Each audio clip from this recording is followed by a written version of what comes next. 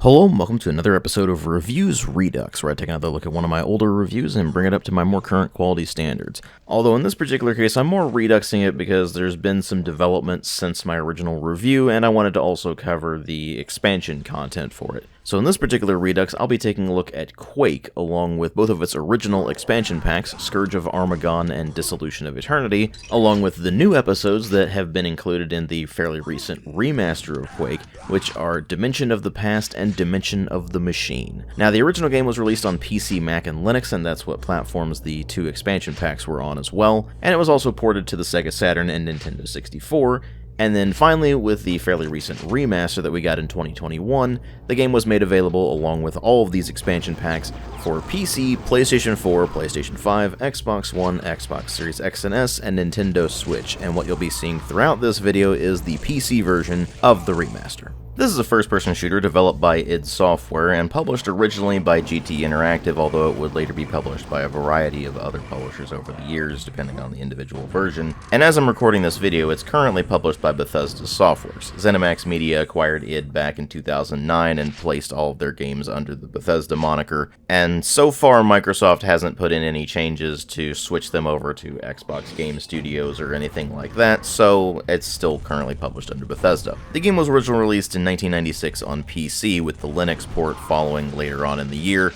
with the Mac and Saturn versions following in 1997 and the N64 version in 98. The PC version got official additional content in the form of Mission Packs 1 and 2, Mission Pack 1 being Scourge of Armagon, and Mission Pack 2 being Dissolution of Eternity, both of which released in 1997. And finally, Night Dive Studios put together an enhanced remaster port, whatever you want to call it, that released for PC, PS4, PS5, Xbox One, Xbox Series X and S, and Nintendo Switch. And while there are widely varying opinions on the various ports that the game has received over the years, there's absolutely no denying the ridiculous amount of critical acclaim this received back when it originally released in '96, and how significant of an impact it had on not just first-person shooters, but gaming in general ever since.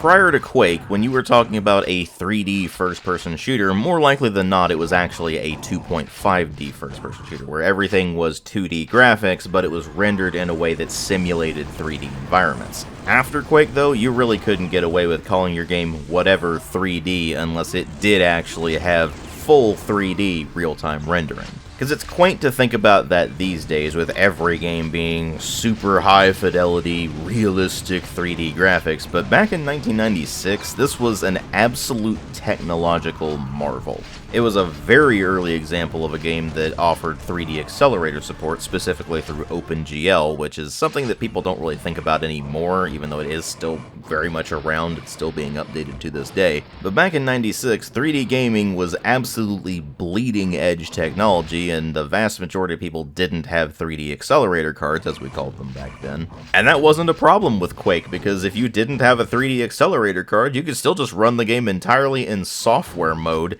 meaning the game ran entirely off of your processor. Now, if you were running a bit of a lower-end system with, say, a Pentium 60 or a 75 or something like that, then it was just gonna run like absolute crap to the point where it was barely playable at absolute best. But if you were at least running a Pentium 90, or preferably something faster than that, then it was actually quite playable. Obviously, the experience was going to be smoother and more impressive if you had a 3D accelerator card and were running it in OpenGL mode, but you have to remember that the vast majority of people just didn't have 3D accelerator cards at that time because, well, they just didn't need them. Then Quake hits the scene, and everything from then on out, especially for first-person shooters, has to be 3D. It really is difficult to both overstate and really just simply comprehend how much of an influence Quake has had on everything that came out after it. And not just in the realm of 3D rendering tech when it comes to video games. It's in things like modability. Quake was extremely moddable right from the start, and that modability has actually only improved over time because the source code to the engine got released in 1999, and ever since we've just had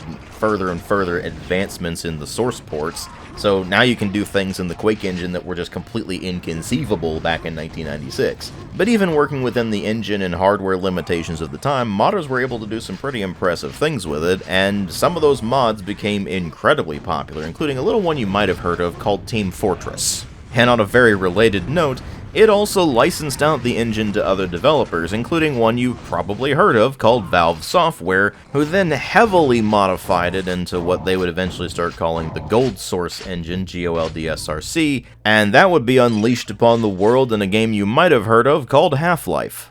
Yeah, to put it simply, Quake has been massively influential upon the game development and modding space, but then even when you go beyond that, it's had a massive influence on many aspects of gaming as a whole. Most first-person shooter players were still using arrow keys for movement. Hell, most of them were still using the keyboard exclusively, myself included actually. And Quake's multiplayer scene really helped to popularize the use of keyboard and mouse, as well as the WASD control scheme that is now considered the standard. Not to mention helping to popularize online multiplayer in general. And it was also instrumental in popularizing speedrunning. Obviously the concept itself predates Quake, but Quake's ability to share demos as well as its advanced movement techniques made it a very popular game for speedrunning, and more importantly, it led to the creation of sites like Speed Demos Archive, which was originally created exclusively to host Quake speedruns. Quake was also huge in the competitive scene and was one of those early titles that really helped to establish the idea of esports.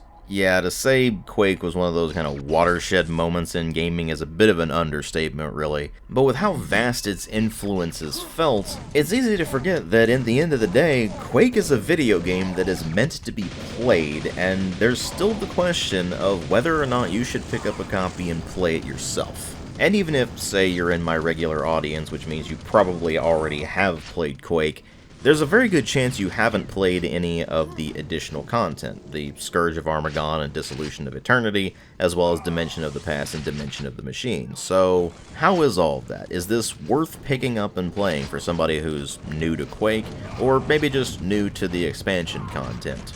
Well, let's just go ahead and delve right in and find out. And like always, we'll go ahead and start with the presentation, which runs on what was at the time called the Quake engine, but which has kind of retroactively been referred to as id Tech 2.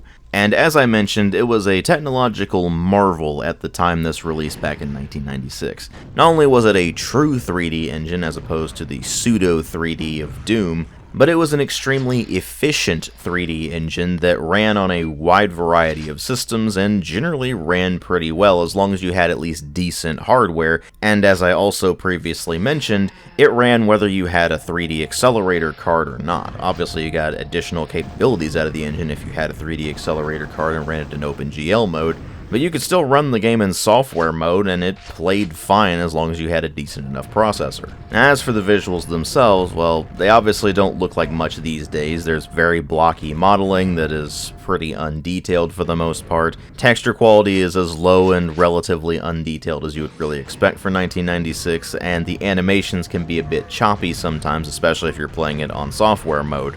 But since they were going for a fusion of dark fantasy, sci-fi, and some Lovecraftian influences rather than any kind of realistic graphics, it's all aged remarkably well. There was some decent lighting in the game for its time, and that actually still holds up remarkably well because it's often used to create some moody effects. And there is some dynamic lighting in the form of things like muzzle flashes, as well as grenade and rocket explosions. Occasionally there's some particles that will shoot through the environment, like projections from lava that might shoot up occasionally that will actually light the environment as they move. And those sorts of details are fairly mundane these days, but back in 1996 that was all a very big deal. Really, there's only three major problems with the visuals. The first is that a lot of people these days are absolutely obsessed with high visual fidelity, and they'll look at something like this and say, oh, that looks ancient, and won't want to play it just because they think it looks ancient, which is absurd to think about.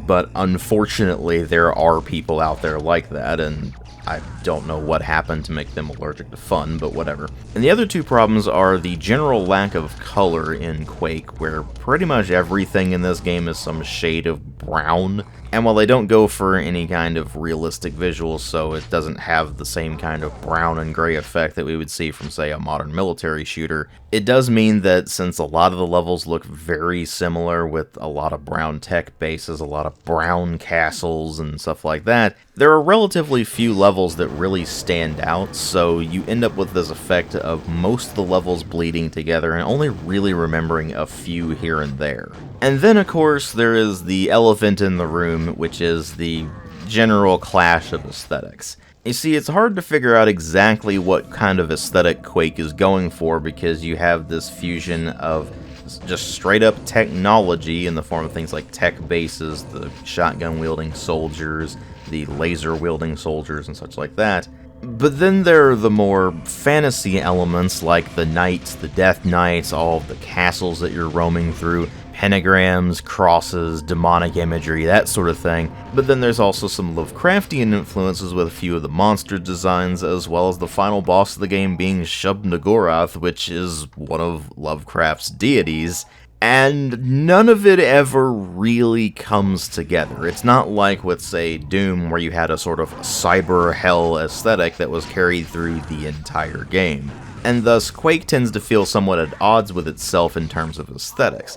The thing is that feeling at odds with itself also creates an aesthetic in and of itself that is just definitively Quake. It's a really weird situation, because on the one hand you have this sort of clash of design ideas where it's clear one person might have wanted to go for more of the kind of classic heavy metal demonic influences, one person wanted to implement a bunch of Lovecraftian stuff, one person wanted to go more just a tech route, and they couldn't all figure out where they wanted to agree on anything, so they just said, screw it, let's just throw it all together. And while it doesn't really make a whole lot of sense, it just works. It also helps that when you move over into the sound design, things become a lot more definitively Quake. A few of the sound effects are still pretty generic, but gun and explosion sounds are generally pretty decent, for the era at least. And all the enemies have distinctive sound effects, so you know exactly when each one of them is going to be activated, for lack of a better term, as well as when they're attacking, when they are taking damage, and of course when they're dead. All, of course, quite important things in a first-person shooter. Then, of course, there's the environmental sound effects, which are meant to convey a sense of atmosphere, but that atmosphere is conjured far more by the game's, well, some people would call it a soundtrack, but it's not really a soundtrack as much as it is a soundscape that was specifically put together for the game by Trent Reznor and Nine Inch Nails, and you can even see the reference to Nine Inch Nails whenever you find nail pickups in the world. They have the Nine Inch Nails logo on them. But anyway, point is that what they put together for the so-called soundtrack of the original Quake really can't be described as music. It's really more just moody atmospheric noise, and it does a very good job of helping to create some tension in the game, but it's just not really the kind of thing you can listen to outside of the confines of the game. The only track that really can be listened to outside of the confines of the game and still be considered, I guess, music of some description is the main theme of Quake, which does at least have some kind of musical sound to it. The rest of it is really just more background ambient noise, and it works really well for the game. It's just that once you move outside of the confines of the game, if you were to hear it, you would think, what is that? But beyond that, there's not really a lot to talk about in terms of sound design. It's just the soundscape as well as the sound effects. There's no voice acting. And when you bring all of the presentation together, you end up with something that was pretty revolutionary for 1996, but obviously has aged considerably over the now almost 30 years that this game has been available. And while it looks pretty pleasingly retro to most people who are able to deal with retro-styled graphics, for people who only give a crap about visual fidelity, it's going to look positively archaic. Although, again, I'd say those people are just going out of their way to not have any fun, but that's beside the point. But of course, what really matter here are the story and the gameplay, although in this particular case, with this being a retro first-person shooter, the story doesn't really matter much at all, and it barely even has a story. The idea is that some sort of malicious extra-dimensional entity codenamed Quake, which has been sending its troops through a dimensional portal called the Slipgate in order to try to invade Earth. You play as a guy who goes unnamed in the original Quake, but has retroactively been renamed to Ranger, who was sent through the Slipgate in order to find a way to defeat Quake and stop the invasion of Earth. To do this, Ranger is going to need to collect 4 arcane runes, one from each of the various dimensions which compose the episodes of the game, and do something with them. It's never really clear. In fact, there's not really anything that makes sense about this storyline in general. I mean, Doom didn't really have much going on in terms of a storyline either, but Quake is just complete nonsense. They clearly did not give any thought whatsoever to the story as it exists currently, and so they just threw together some vague MacGuffins of the arcane runes, and then you fight the Hell Mother Shub-Niggurath at the very end of the game, and that is it. You defeat Shub-Niggurath and you have stopped the invasion of Earth. Congratulations. That's pretty much the entire story right there. There's not much to work with, and frankly, when you try to think about it at all, your brain starts to hurt.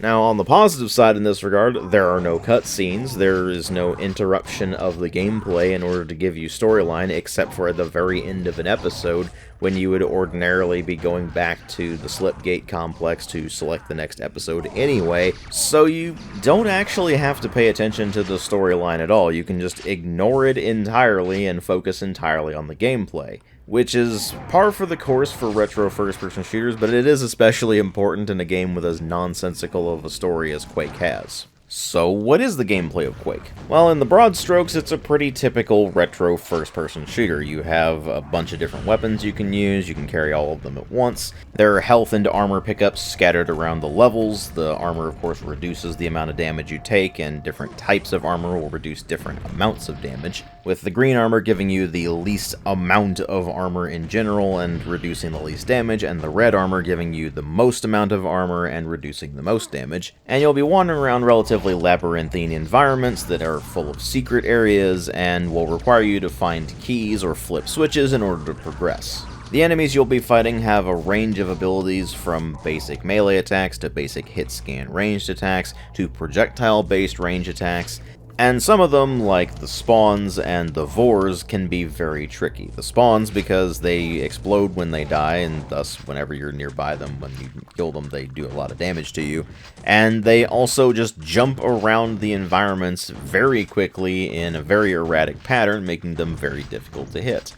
Then, of course, there are the Vores, which are pretty much the worst thing that id has ever designed in terms of enemies, where they will launch a seeking projectile attack at you, which sounds exactly like the Revenants in Doom, except that the projectile is considerably faster and way better at seeking you out, meaning that it's a lot trickier to dodge, and it does a ton of damage when it hits you, so they can be immensely frustrating. Of course, once you get used to these various enemies and you learn the sounds that they make for activation, the sounds they make when they take damage, the sounds they make when they're dead, and of course the various attack patterns that they have, then it all becomes very manageable, and the arsenal you have to deal with these various enemies is pretty robust and has become quite iconic. Your starting equipment consists of an axe, which you will almost never see me using throughout this entire video, and a pump-action shotgun that has a pretty decent rate of fire. You'll also have a double-barreled shotgun, which obviously consumes 2 shells at once and has a far wider spread, but also does quite a lot of damage. And then you have the rapid-fire nail gun, which is basically this game's equivalent of a machine gun, except it shoots projectiles instead of being hit-scanned. And then the sort of upgraded version of that, the super nail gun, which is more like a chain gun that shoots these projectiles instead. And much like with the double-barreled shotgun, it consumes 2 nails at once instead of only 1. Then you have a grenade launcher that shoots projectiles that bounce around a bit, and then they land, and after a bit they'll explode, or if they hit an enemy directly, then they'll just explode right in that enemy's face. And then there's the weapon that effectively defines the original Quake, which is the rocket launcher, and it's very straightforward and much the same as it was in Doom and Doom 2, except that it uses the same ammunition as the grenade launcher, which is kinda weird, but not really a problem or anything, and unlike with the double-barreled shotgun and the super nail gun, it consumes the same amount of ammo as the grenade launcher, so it's only 1 rocket per shot, and chances are that unless you run into a specific situation where bouncing a grenade around a corner or into a pit or something like that would be very useful, it will effectively replace your grenade launcher in most use cases.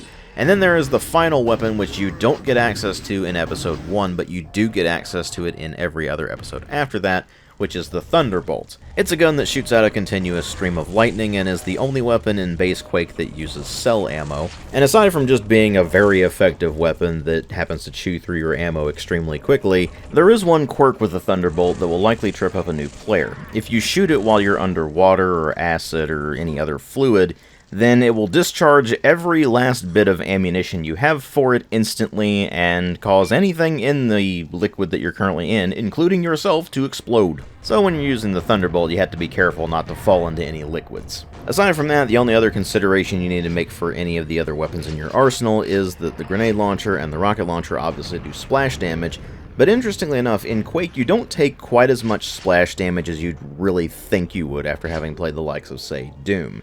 And this actually gave rise to an advanced movement technique that has become known as rocket jumping, where you shoot a rocket or a grenade at the ground and jump at the moment of explosion in order to propel yourself much further into the air than you normally would be able to. And in the case of the original Quake, this is actually considered an exploit. It wasn't an intentional mechanic like it would be in later entries in the franchise, and absolutely nothing in the original Quake is designed to require a rocket jump to reach. You can reach everything just by normal jumping and normal movement, meaning that rocket jumping is something you don't typically see used in single player. You do see it used quite frequently in multiplayer, and you do see it used in speedrunning all the time. But apart from a couple of places in the single-player campaign where rocket jumping is a much easier way to do something than the so-called intended route, it doesn't really have all that much utility in a regular single-player playthrough. There are also some other advanced movement techniques in Quake, such as bunny hopping or strafe jumping, you'll sometimes see it referred to as. And much like with the rocket jumping, they're not really intended mechanics in the original Quake, although the series did ultimately embrace them eventually. And much like with the rocket jumping, they don't really have any actual utility in a regular single-player run. They're quite useful for speedrunning or deathmatching, but not really just a regular single-player playthrough, so I'll refrain from going into detail about them for the moment. And now that I've gone off on that bit of a tangent, let me go back to what I was originally talking about, the arsenal. Aside from the weapons themselves, there are also a selection of power-ups scattered throughout the levels, consisting of 4 main power-ups and then a semi-power-up in the form of the 100 health pack, where it will just boost your health up beyond 100 if you happen to be able to do that with the amount of health that it gives you back. Only any amount of health over 100 will gradually tick back down to 100. Then the actual power-ups are the biosuit, which allows you to move underwater without ever having to come back up for air as long as the biosuit is active, as well as being able to traverse lava or acid without taking any damage. And then there's the Ring of Shadows, which makes you invisible so enemies won't attack you unless you specifically attack them first. Then the Pentagram of Protection, where as long as that is active, you are effectively invulnerable, but your armor will deplete as you take damage. So if you take damage while the Pentagram of Protection is active, then eventually when that expires, you might be down to 0 armor. Then, of course, there's the truly iconic power-up of Quake, which is Quad Damage. It does exactly what it sounds like it does. It quadruples the amount of damage your attacks do. And it's generally awesome. Obviously, quadrupling the amount of damage you do is always going to be fun, but it will even allow some of the weaker weapons in the game to instantly jib enemies, which can occasionally be pretty useful for dealing with zombies without wasting rocket ammunition, because zombies cannot be truly killed unless you jib them, otherwise they just get right back up. And of course, combining quad damage with the likes of the super nail gun can turn even some of the more powerful enemies in the game like Shamblers into mincemeat incredibly quickly. So the quad damage and Pentagram of Protection have the biggest impact on your gameplay, while Ring of Shadows is next, and Biosuit has the least because it's just more of a situational thing. But regardless of which ones you're talking about, using them efficiently is actually a skill that you will develop as you play this game as well. Because sure, it's fun to grab quad damage and take out a couple of enemies with it, but if you save quad damage for the right time, then you can pick it up and then go and lay waste to huge swaths of enemies. And that is far more satisfying for one, but also makes the game considerably more manageable, especially when you're playing on higher difficulties. And to give you some context, all of the gameplay footage I recorded for this video was on the hard difficulty. You see, difficulty selection in Quake is kind of odd because you have a difficulty selection map instead of a difficulty selection menu like you did in, say, Doom or Wolfenstein 3D. So you have easy, medium, and hard all having their own portals, and you have to jump over a pit of lava to get to the hard difficulty. And then there's Nightmare difficulty that's hidden away in a sort of secret area in the episode selection map. You go over to the 4th episode, drop into the water, drop down onto a sort of frame structure, and then use that to get to where the Nightmare difficulty selection is. I'm not really sure why they decided to do a difficulty selection map, other than I guess they just thought it was more technically impressive at the time. But it does mean that at the very least you can't accidentally select Nightmare difficulty, you have to go out of your way to get to it. As for what Nightmare difficulty does, it basically does the same thing that the hard difficulty does, except that it also gives enemies faster reaction times and they can attack more quickly. But weirdly enough, with some enemies this actually makes them easier to fight, so it's kind of up for debate whether the hard difficulty or the Nightmare difficulty is actually the hardest difficulty in the game. And I guess in an attempt to push Nightmare to actually be the most difficult difficulty setting in the game, the 2021 remaster actually makes changes to the way Nightmare works. It has all the same stuff as before, except now there is a maximum health of 50 instead of 100, not counting the amount of health that you can go over by picking up the 100 health pickup. It was an odd change, especially considering that it's the only significant change they made to any aspect of Quake's gameplay, and frankly it just makes Nightmare difficulty worse. Sure, it makes it more difficult, and therefore makes it kind of the definitive hardest difficulty in the game, but it was a cheap and lazy alteration in a remaster that is otherwise extremely faithful to the original. So it's just a generally baffling decision there, but the rest of the difficulty settings are more or less what you would expect from a retro shooter. Namely, the higher the difficulty setting, the more enemies you will encounter, and you will start encountering tougher enemies sooner. And it's generally pretty reasonable about the way this is done. You don't encounter spawns at all until you get to episode 4, thankfully, because they're just the most irritating enemy in the game.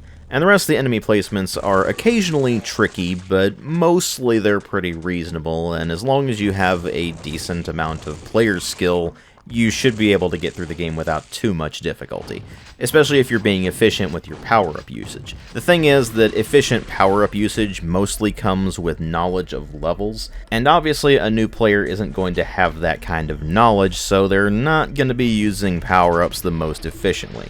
And they'll definitely have a tricky time locating some of the secret areas because some of them are very well hidden, whereas others are a bit more obvious. And there's a very high likelihood they're not going to find the secret levels and are going to miss out on those until they're much more comfortable with the game. Now, all that said, it is relatively easy to get comfortable with at the very least the basics of the game because there's not a whole lot you really need to worry about. Quake is generally a very simple first-person shooter, very much in the same vein as the original Doom, but obviously in full 3D with all that entails.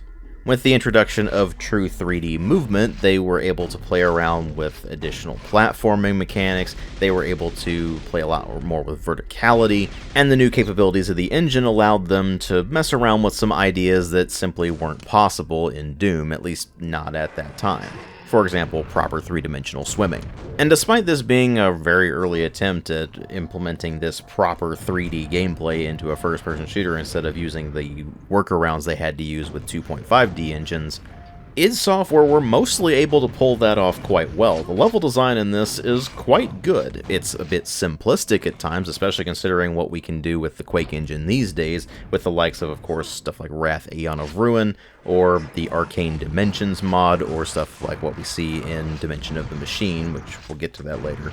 But even with the relatively simple level design compared to what would come later, it all still generally holds up very well. There's only a couple of major issues with it. The first is that most of the game's levels tend to bleed together. It's not that they're badly designed or anything, It's just that there's not really much to distinguish an individual level from so many of the others. You end up with a lot of very similar looking corridors, a lot of very similar looking rooms, and while if you really paid attention to the details, you'd probably be able to tell them apart, at a glance they can just end up bleeding together a lot, and there are very few levels with a strongly defined feature, more or less, that sets that apart from all of the other levels.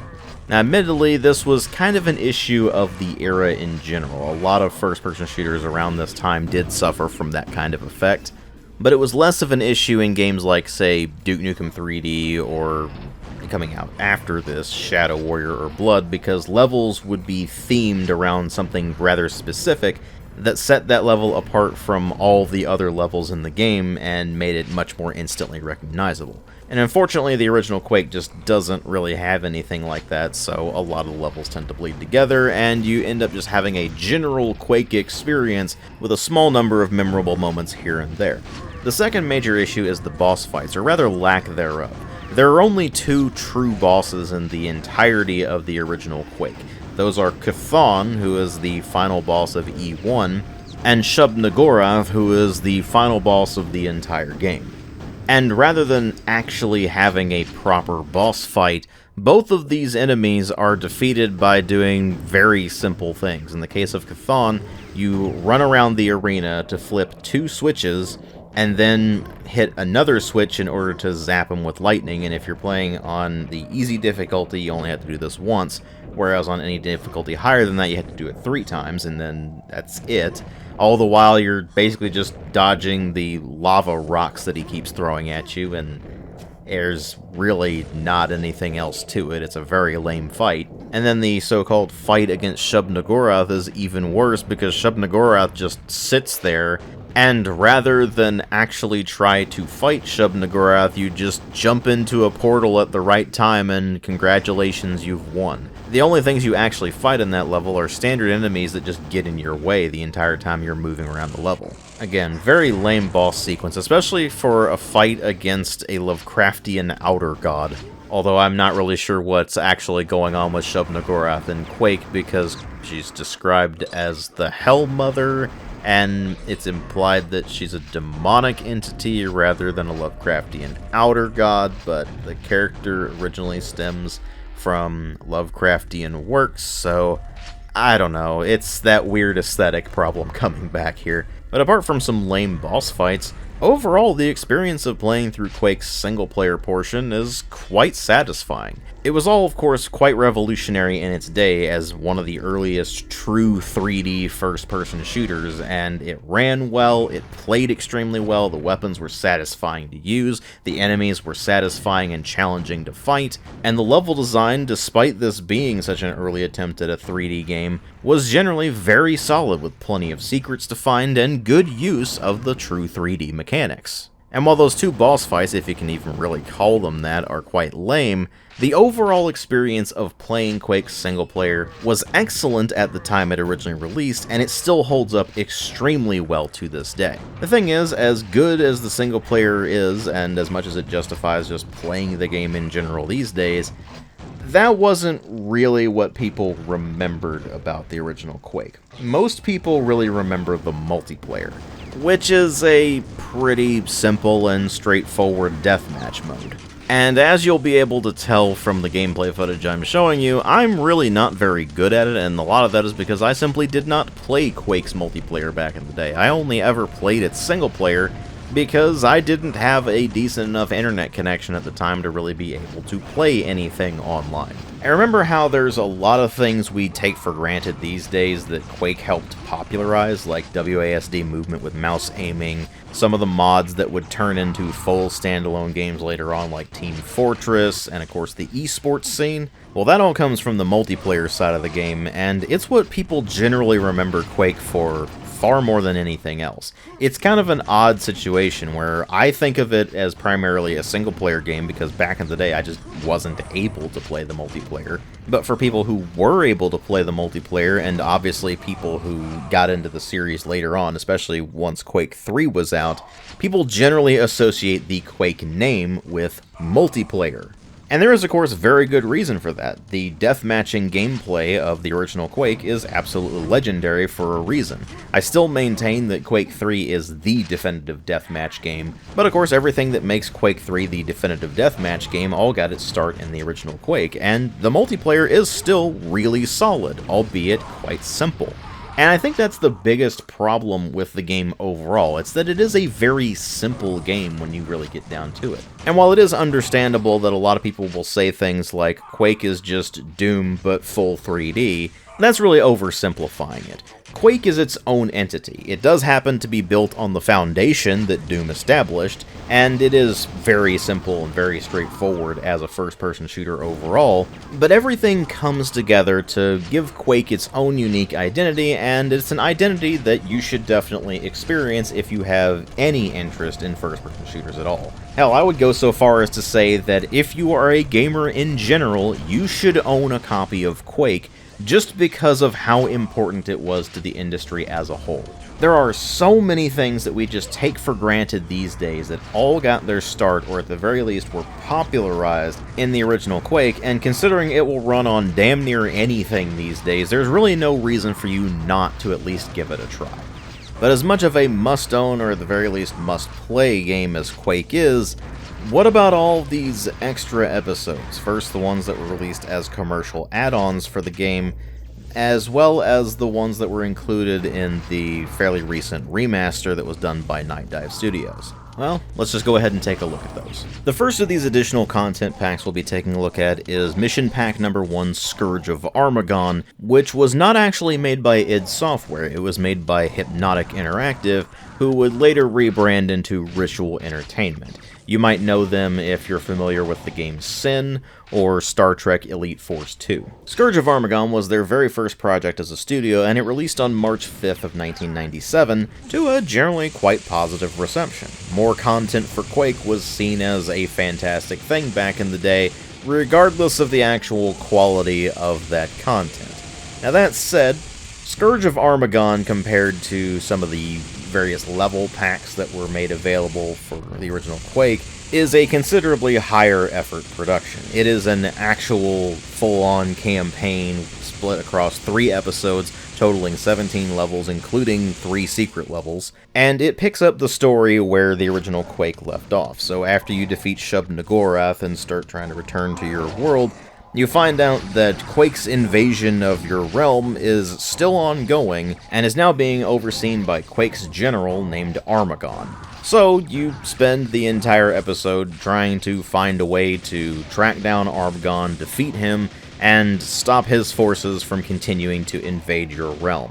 Much like with the original Quake, the only real story you actually get here is the text crawl that appears between episodes, and of course at the very end of the Scourge of Armagon expansion in general. And while it's about as important as the storyline in base Quake, which is to say, it's not really important, it is actually a more coherent storyline than base Quake.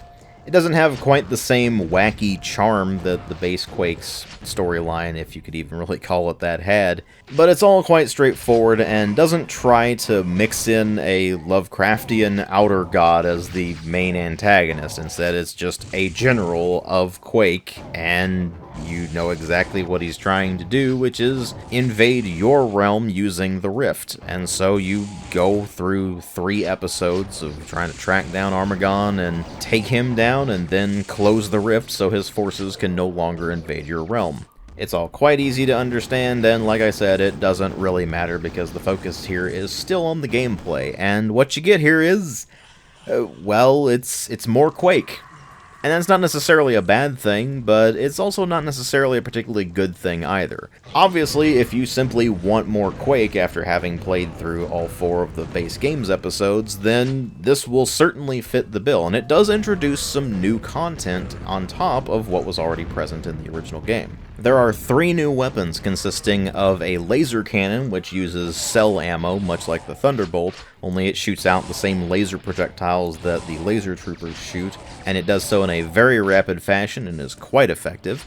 There's also the proximity mine launcher, which is very situational at absolute best, and I didn't really find it all that useful, honestly. because it shoots out grenades that will stick to walls or floors, and then when an enemy gets nearby, or even the player actually, then it will detonate. And then there's Mjolnir, which is a big hammer that shoots out lightning bolts and of course also uses cell ammo. The thing is that while that certainly looks cool and is cool from a thematic standpoint, it hits the same pitfall that the proximity mine launcher does. It's just a very situational weapon, and you'd generally be better served using most of the rest of your arsenal, including the laser cannon, which is actually quite useful. It has a longer effective range than the Thunderbolt, and its projectiles can actually bounce off of walls when it hits them, although it doesn't do as much damage as the Thunderbolt. And it also can be fired underwater, whereas the Thunderbolt will just insta-gib you if you try to shoot it while you're underwater, so there is that as well. Although, funnily enough, the devs of Scourge of Armagon actually thought about that, because one of the new power-ups in Scourge of Armagon is the wetsuit, which prevents you from drowning underwater, much like the biosuit does, only unlike the biosuit, it does not protect you from acid or lava, and it also allows you to use the Thunderbolt underwater without just insta-gibbing yourself. And in fact, it also allows Mjolnir to function underwater, because Mjolnir does the same kind of thing that Thunderbolt does when you try to shoot it underwater. It just zaps you into giblets. Now, of course, the wetsuit is still a very situational thing that's primarily used for movement, and being able to use the Thunderbolt and Mjolnir underwater is not exactly super useful, considering the enemies you fight underwater are not necessarily going to be all that tough, so you can usually just deal with them pretty quickly without having to waste your cell ammo. But it is neat that they at least thought of that. They did also implement 2 additional power-ups, those being the Horn of Conjuring, which summons 2 friendly monsters that will fight on your behalf, although of course their AI is still limited by this being the original Quake, and the AI generally not being especially good in it. But they will at least fight on your behalf, at least for a while, before they go away. And then there's the Empathy Shield, which will reflect 50% of the damage you take back at your attacker. Obviously nowhere near as useful as the Pentagram of Protection, but it is something at least. And then on top of all of this, they also introduced some new enemies in this expansion. Obviously you have Armagon being the final boss of the entire campaign of Scourge of Armagon, and unlike the rather lame and pathetic so-called boss fights that were in the base game, Armagon is an actual boss fight. He's not super difficult, and in fact I ended up taking him down while also going down myself. I have a clip of that if you're interested in seeing it. It's quite silly. But hey, at least it's an actual boss fight.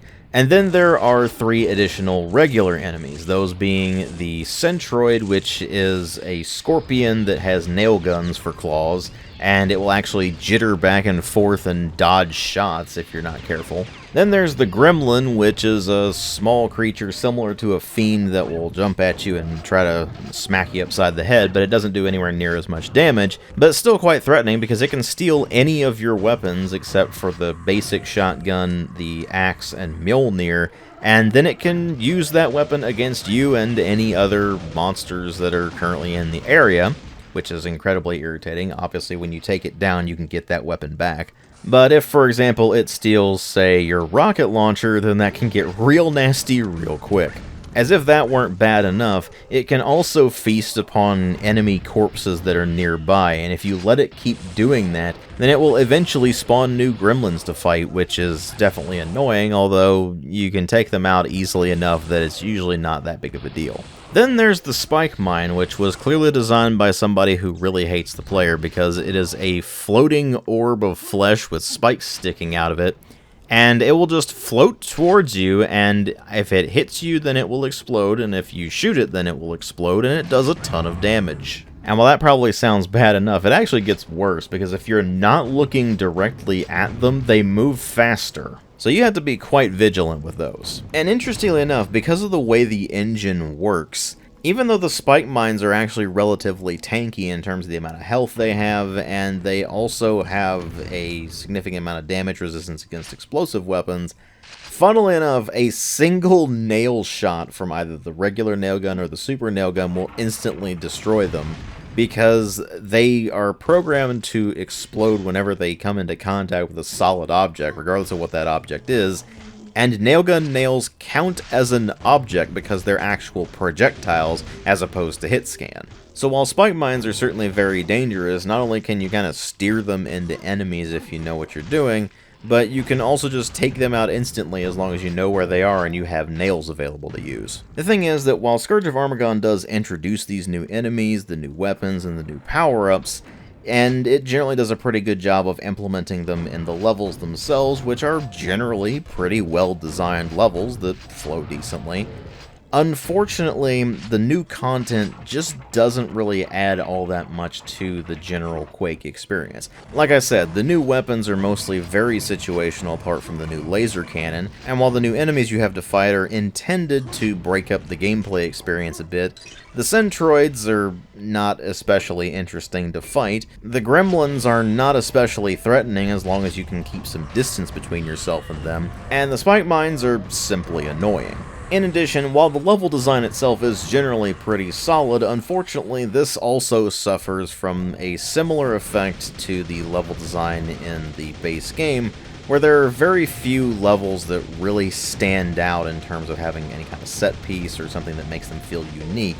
So most of the Scourge of Armagon expansion just tends to bleed together into one amorphous blob of, well, yeah, that certainly was Scourge of Armagon. And while none of it really stands out as being particularly bad, none of it really stands out as being particularly good either. It's just more Quake content, and if that's all you wanted, then Scourge of Armagon would certainly fit the bill there. I wouldn't recommend going out of your way to pick up a copy of it unless you're just a die-hard Quake fan and you just want it in your collection. But now that it's included as part of the 2021 remaster and you don't have to pay extra for it, well, it might be worth trying if you just happen to want more Quake, but slightly different than the base game. But what about the other commercially released expansion for the original Quake, that being Mission Pack 2 Dissolution of Eternity, which was not made by Hypnotic or id Software, instead it was made by Rogue Entertainment, who are most well known for the game Strife. Now, one of the especially odd things about Dissolution of Eternity is that not only is it a direct sequel to Scourge of Armagon,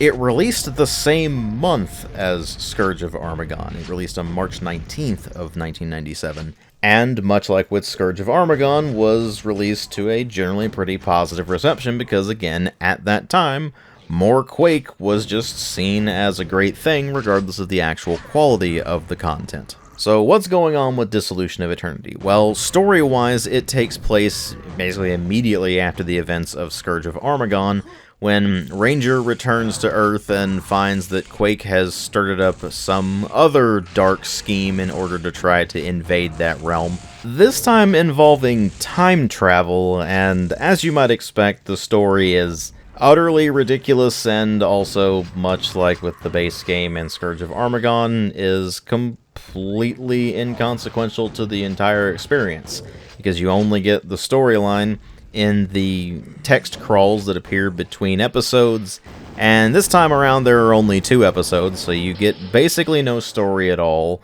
and what story is there is simply too ridiculous and poorly put together to really care about, so you end up falling to the gameplay once again, which is fine because that's where all the emphasis is. This time around, not only do you have 15 new levels to play around with, split across 2 episodes, but you also have a variety of new enemies, some new, not necessarily weapons, but definitely some new ammunition types, as well as 2 additional power-ups. And since there's only 2 power-ups, let me go ahead and talk about those first. The first power-up you get is the Anti-Grav Belt, which allows you to jump higher and float around somewhat in the air as you defy gravity, which is mainly used in very specific levels as a sort of gimmick to allow you to float around the area and access certain things, but it doesn't actually have a whole lot of utility on its own. And then there's the Power Shield, which significantly reduces the amount of damage you're taking,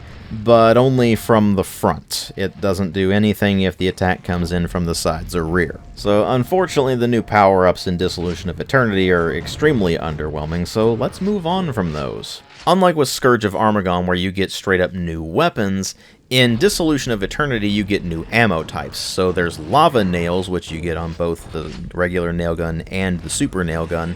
And they do more damage to all enemies except for one of them, and the one enemy that it won't do more damage against is pretty obvious why. There's also the multi-rockets, which are shared between the grenade launcher and the rocket launcher, of course, much like with regular rockets being shared between the grenade launcher and rocket launcher.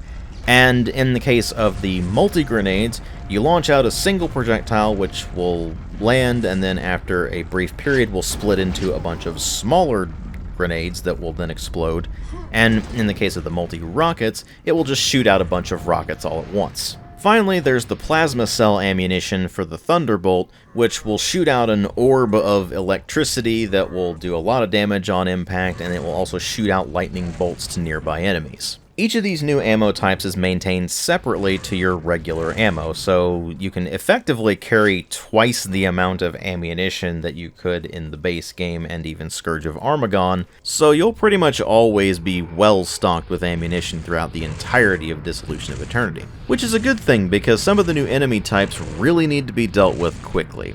Now, some of them, like the new Electric Eel and Phantom Swordsman, are total pushovers. The Phantom Swordsmen are basically just floating swords, and you just blast them a couple times and they fall over. The Electric Eels are basically just slightly more powerful rotfish. And then there is the Multi-Grenade Ogre, which is just a regular ogre that shoots multi-grenades. So they have the exact same amount of health and everything, you deal with them in the exact same manner, it's just that they shoot multi-grenades at you. But then there are the rats. You see, the developers of Dissolution of Eternity took a look at the Vores and said, you know what, we like those, we think that the player would love to fight more of those, only they can fly, and they explode when they die, and they shoot a projectile that is better at seeking the player and is much faster than the Vor projectile, but does the same kind of explosive effect. The only saving grace of the Rads is that they don't do as much damage with their projectiles as the Vores do, which is a godsend considering you basically can't avoid getting hit by the Rads, but it certainly doesn't make them any less irritating to fight. Then there are a couple of enemy types only used in single levels, like the statues, which only appear in one level and are basically just replacements for the knights and the death knights, as well as the mummies, which are similar to zombies in the sense that they need to be gibbed in order to stay down, but they are way tougher than regular zombies, so they need to be hit several times in order to be brought down, and they only appear in a single level as well. However, there is one particular regular enemy type that is introduced in this expansion that tells you the developers really want you to have a bad time. And that is the Hell Spawn. You remember the spawns from the base game, those blue slime-looking things that would just bounce all over the damn place and would explode when they die and do tons of damage to you? Well, imagine those, except now they're green, and when you hit them for damage, they duplicate, unless you just outright destroy them in a single shot. Needless to say, that is incredibly obnoxious. And funnily enough, the regular enemies are far more threatening than any of the boss enemies you have in this particular expansion. There are actually quite a few boss fights in this particular expansion, and they are actual boss fights. There are 3 different guardians that you'll fight at different points, which are honestly complete pushovers, even though they're basically boss fights. But there's also the Overlord, which is the leader of the Wraths, and accordingly it has 4 arms, a big axe, it shoots the Wrath projectiles at you, and it explodes when it dies, so bonus points for obnoxiousness there. And for extra bonus points, you have to fight him twice because time travel. And then the final boss of the entire expansion is a dragon that flies around and hits you for a lot of damage and is a complete damage sponge. Although, funnily enough, I actually found that entire fight to be a complete pushover because when I jumped into the arena, I ended up getting the anti-grav belt almost immediately. So I spent most of that particular fight just kind of floating around in the arena and just blasting the living crap out of the dragon with multi-rockets. And so even on the hard difficulty, it was actually kind of laughable how easy that was. But if I didn't have the anti-grav belt, it would have been very irritating because something Dissolution of Eternity likes to do is cause earthquakes that will shake the screen around and make it very difficult to move in any kind of straight line, especially when you're trying to platform, which becomes incredibly irritating. It even does that in the difficulty selection area, so I actually ended up plummeting into the lava beneath the hard difficulties bridge several times. It was incredibly irritating.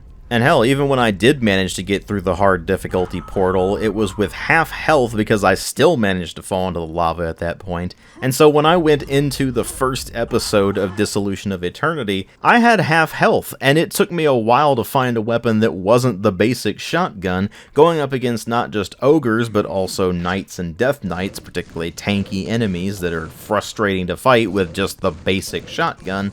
And it became very clear very early on that Dissolution of Eternity was not going to be a fun time. I would even go so far as to say it is just a downright mean-spirited expansion. It knows that if you're playing Dissolution of Eternity, chances are you've already played through the base Quake, and you've probably also played through Scourge of Armagon, so you should be a seasoned veteran of Quake at this point. You should know what you're doing, so we gotta ramp up the difficulty on you. The problem is that rather than using ingenious level design and enemy placements to challenge the player properly, they just do it in incredibly cheap and annoying ways, and the end result is that Dissolution of Eternity, while overall not necessarily awful, is very irritating to play, and I can really only recommend checking it out if you are an absolute diehard Quake fan who finds the base game in Scourge of Armagon to be on the easy side. The next episode, Dimension of the Past, was released as a free download for the 20th anniversary of Quake back in 2016, and it's become official content as of the recent Night Dive remaster that included it along with Dimension of the Machine. As far as I've been able to find, while it was credited to Machine Games, it seems to have been developed either exclusively or almost exclusively by J.F. Gustafsson, and the version of this included in the recent remaster was touched up a bit compared to the original free release. Unlike all of the other episodes, this one has absolutely no story associated with it at all. It's just, you play through the levels, and then at the end it tells you, congratulations, you are a true ranger, and that's it. Thus, rather than this being a proper episode like the other ones, this is really just more of a collection of levels that were put together for the game's 20th anniversary, just as a bit of a celebration of, hey, the game's 20 years old now, and we wanted to do something neat and fun for the occasion, so here's a few levels for you to mess around with that are sort of a callback to classic Quake. And to some degree, they pulled this off successfully. The problem is that I have a hard time believing anybody playtested this episode at all, because it is absolutely miserable to actually play through. You see, rather than relying on traps or clever enemy placements and combos, or just designing the level to be tricky to navigate, it seems that J.F. Gustafsson's idea of making this episode challenging was to just throw you up against a large number of the tankier enemies in the game, especially Death Knights. He has an absolute obsession with Death Knights, and then to simply starve the player of resources by not providing them anywhere near enough health, armor, and ammo to actually deal with the situation effectively. And the worst part is how deceptive this episode gets about that. You see, the first 3 or so levels are actually pretty solid. They're not especially amazing, don't get me wrong, but they're a nice callback to classic Quake. They're kind of interesting to navigate, they're pretty decently designed, you get plenty of ammunition, health, and armor, and then after that, everything just starts spiraling down the drain. It continues to throw more and more tanky enemies at you, it barely gives you enough ammunition to deal with them, and by the time you get to the end of the episode and have the end of episode fight, which is against 2 shamblers, you're likely to be like I was and down to nothing but shotgun shells and a few rockets. And for those of you who haven't played Quake before, let me tell you, trying to shotgun duel shamblers is not a good time at all. Especially when you're not able to hit the shamblers with the full pellet spread of the double-barreled shotgun thanks to having to put cover between yourself and them all the time. By the time I got through that last level, I had 10 shotgun shells and 6 rockets left, and I was down to 33 health and 29 armor, having found every pickup that I could find in the level, with the exception of whatever was in one secret area that I apparently missed, and I didn't even take out all the enemies in that level. I ran past a couple of them and just left them there because I didn't have the ammo to deal with them.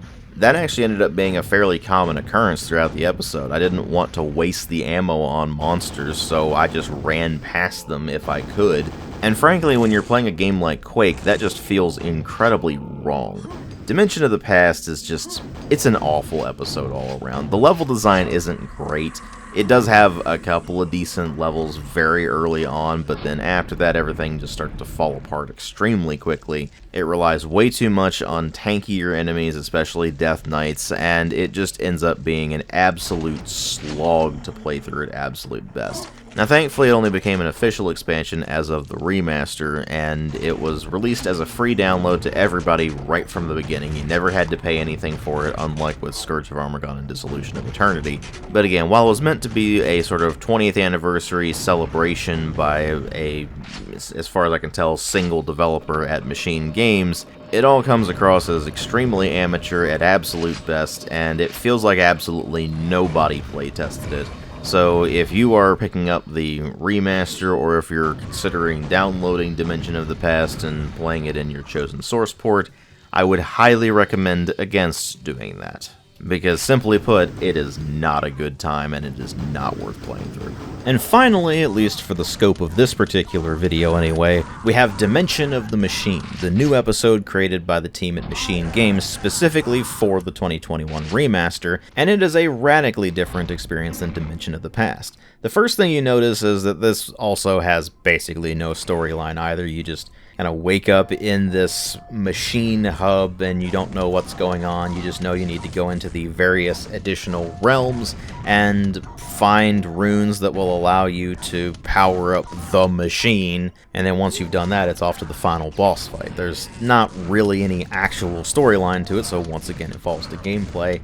And that's where things get interesting, because unlike with Scourge of Armagon and Dissolution of Eternity, it's more like Dimension of the Past in the sense that it doesn't have any new enemies, weapons, or power-ups, instead making use of the standard Quake weapon lineup and enemy roster, only with far more detailed level design than anything you would see in base Quake, or either of the expansions, or even Dimension of the Past. The level design in this is considerably more ambitious. It's more like what you would see in Arcane Dimensions, where the levels are larger, they're much more detailed, they've got different textures to them, they've got more scripted events, and it's actually legitimately impressive. And unlike with the maps in base Quake, as well as Scourge of Armagon, Dissolution of Eternity, and Dimension of the Past, every single realm in Dimension of the Machine has a specific theme. So the Realm of the Machinists, it's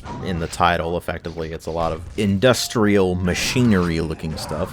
Then there's Realm of the Blacksmiths, which is more of a fantasy and steampunk vibe. Then you have Realm of the Stonemasons, which, as the name implies, is a lot of stone and, oddly enough, brick structures. And then there's the Realm of the Cultists, which is one of the big standout ones. It takes place in this large temple complex that seems to be floating, and when you actually get in there and start messing around with stuff, things get more complicated. And then finally there's the Realm of the Astrologers, which leans more into fantasy and astral plane vibes, and obviously that's pretty cool as well. And while each of these realms only has 2 levels each, the levels themselves are larger and more complicated than what we would see in base Quake, as well as both the mission packs and Dimension of the Past. And there is actually an additional secret level that you can access, and while I won't tell you how to get to it, I will say that it is in the Realm of the Machinists that you'll find that. But as cool as the level design of the various realms is, there is one fairly annoying problem with Dimension of the Machine, and that is the ending of it. You see, once you've collected all of the runes from each of these realms, you power up the machine and you move on to the final level, Chthon's Vengeance. Chthon being the boss that you fought at the end of Episode 1 of base Quake. He's back, and this time he's mad and you don't have the machine that you used to defeat him previously. So instead, the only way you can actually damage Chthon is with the Thunderbolt. Thing is, you jump into this level and it's treating it like a new episode, so all you have is the axe and the shotgun. You don't have any ammo saved up for the Thunderbolt, so you have to grab your Thunderbolt and run around the arena to find ammo pickups and such. and you will be running into a lot of additional regular enemies that will try to get in your way. All the while, Chthon is throwing explosive lava rocks at you that will do absolutely massive damage if they get anywhere near you, and as the enemies just keep spawning in to harass you and you're wandering around the arena trying to find health, ammo, armor, etc., you also need to find keys that you use to unlock pillars that will, I guess, unlock seals. And after you've unlocked all of the seals and you continue to blast Chthon with the Thunderbolt, eventually he will finally go down, and then once you've finished all of that up, you don't really get a satisfying ending out of it. It just says, "Congratulations and well done, you beat Chthon again. You're more powerful than anything Quake can summon. You are the master now. We salute you." It's basically just a repeat of what the ending to the base game said, only this time it's Chthon instead of Shub-Niggurath. It's a fairly cheap and lazy way of handling the ending, and the boss fight itself is frankly not very interesting. It's definitely better than the boss fight against Chthon in E1, but that's not really saying much. That really wasn't a boss fight. And honestly, the boss fight against Chthon here really isn't much of a boss fight either. Certainly not like the various boss fights in Scourge of Armagon and Dissolution of Eternity were. In Dimension of the Machine, it's much more gimmicky and just generally less interesting. It's just an unfortunately weak note for Dimension of the Machine to go out on after having been so strong throughout the rest of it. But that said, the rest of the realms are definitely really interesting to go through. The level design is pretty good for them, and that level design being more complex and more varied than what we saw in base Quake and both of the commercial expansions and of course Dimension of the Past, means that Dimension of the Machine is arguably the best additional content that has been officially released for Quake. Obviously there's some unofficial content like, say, Arcane Dimensions that might give it a run for its money, but as far as the officially released additional content for Quake goes, Dimension of the Machine is overall the most impressive and the most worth playing. It generally doesn't rely on the same kinds of BS tricks that Dissolution of Eternity does. It generally feels like a fair challenge, regardless of which difficulty setting you're playing on, and it is a challenge compared to especially the base game, but even to a lesser extent Dissolution of Eternity. Because while it certainly doesn't have the additional enemy types that make Dissolution of Eternity so annoying, they know exactly how to deploy the existing enemy types within the base Quake in order to make them more challenging, and unlike Dimension of the Past, it doesn't constantly starve you for resources, so it actually is fun to play through. Thus, when you look at the breadth of additional content for Quake, the ones that are actually worth playing are obviously Dimension of the Machine, and to a much lesser extent, Scourge of Armagon. You might be able to get something out of Dissolution of Eternity if you're an absolute diehard Quake fan who probably thought the base game and Scourge of Armagon were too easy, but for most people, Dissolution of Eternity is just going to be a frustrating chore to play through. And Dimension of the Past is just outright crap that you shouldn't play at all. But regardless of which additional content might be worth playing through, the base game of Quake is an absolute classic that still holds up today. It is still worth playing, and if you are a fan of first-person shooters, obviously you need to have a copy of Quake. It is just too important to the first-person shooter genre to not own a copy of it. And I would say that if you're just a gamer at all, then Quake is still something that should definitely be in your collection, simply because, again, it was just that important in the grand scheme of gaming. And you know what the really weird part about all of this is? As much as I recommend the original Quake, it's not my favorite in the series. My favorite in the series is Quake 2. But that's a subject for a different time, and this video has definitely gone on long enough. Thank you all very much for watching. I hope you all enjoyed the video and found it helpful. And if you like my videos, please consider supporting the channel on Patreon. If you can't afford to or don't want to, that's perfectly fine, I understand. But the option's there if you're interested, and every bit really helps out. You'd be amazed how even $1 a month can help out. Thanks again for watching, and stay tuned for more videos.